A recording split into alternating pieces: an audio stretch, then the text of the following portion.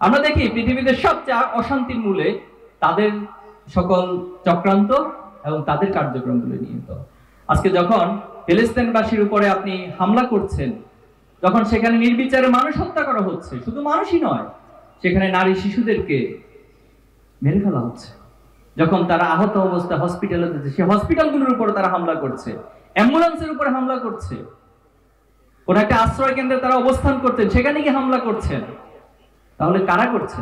আজকে সে পশ্চিমারাই আমাদেরকে মানবতা শিখায়। আর যখন হামাসবাসী অথবা ফিলিস্তিনবাসী যখন সে হামলার প্রতিক্রিয়া দেখায়, তখন তারা সেখানে বয়ান এবং ন্যারেটিভ দাঁড় করিয়ে দিচ্ছে তারা হলেন সন্ত্রাসী, আর ইসরায়েল হলেন তারা তাদের ভূখণ্ডের সে অধিকারী।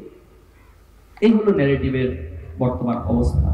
জুলাই আগস্টে যারা জীবন দিয়েছে, এই শহীদদের প্রতি আমাদের দায় রয়েছে। সেখানে হয়তো আপনি আমিও শহীদ হতে পারতাম, কিন্তু আমার ভাইয়েরা শহীদ হয়ে গিয়েছে। শহীদ পরিবারদের প্রতি আমাদের দায় রয়েছে।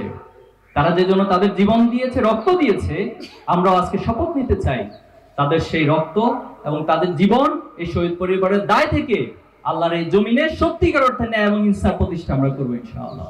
আজকে ছাত্র শিবিরকেও বিভিন্ন ভাবে গালি দেওয়া হয়। যখন আমাদের সাথে আদর্শিকভাবে লড়াই করতে কেউ ব্যর্থ হয়, তখন প্রোপাগান্ডার পথকে তারা বেছে নেয়। আমরা তো বলেছি, আসুন আমাদের সাথে আদর্শিক প্রতিযোগিতা হোক। বাংলাদেশে 5ই আগস্টের পরে যে পরিবেশ পেয়েছেন, আপনার আদর্শ দিয়ে আপনি আমাদের সাথে প্রতিযোগিতা করুন। ছাত্র সমাজ সিদ্ধান্ত নিবে তারা কার আদর্শ গ্রহণ করবে।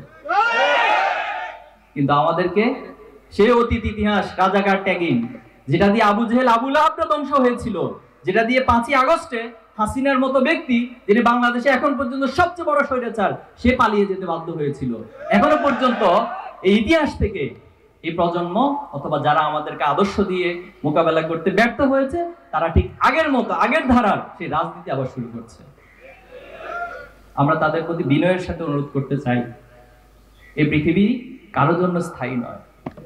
এই পৃথিবী আমাদের জন্য স্থায়ী নয়, এই পৃথিবী আপনাদের জন্য স্থায়ী নয়। এই পৃথিবী অতীত ইতিহাসে যারা পৃথিবীতে এসেছিল তাদের জন্য স্থায়ী ছিল না। এই পৃথিবীতে যারা ভবিষ্যতে আসবে কারোর জন্য স্থায়ী নয়। এজন্য একদিন না একদিন এই সকল প্রোপাগান্ডার, সকল মিথ্যা অপবাদের জবাব এই পৃথিবীতে যেমন দেওয়া হবে, কাল কিয়ামতের ময়দানে এই সকল অপবাদের জবাব দেওয়া হবে ইনশাআল্লাহ। এই সমাজের ছাত্রদের প্রোডাক্টিভিটিকে নষ্ট করে দেওয়া হয়েছে অপরাজনীতির নামে। এই সমাজের শিক্ষার্থীদের হাতে কোরআন তুলে দেওয়ার পরিবর্তে, বই তুলে দেওয়ার পরিবর্তে, আদর্শিক চর্চার পরিবর্তে বারবার অস্ত্র তুলে দেওয়া হয়েছে, তাদের হাতে মাদক তুলে দেওয়া হয়েছে। সে একই রাজনীতি, একই ধারা বাংলাদেশে 5ই আগস্টের এই অভ্যুত্থানের পর আর চলতে দেওয়া হবে না।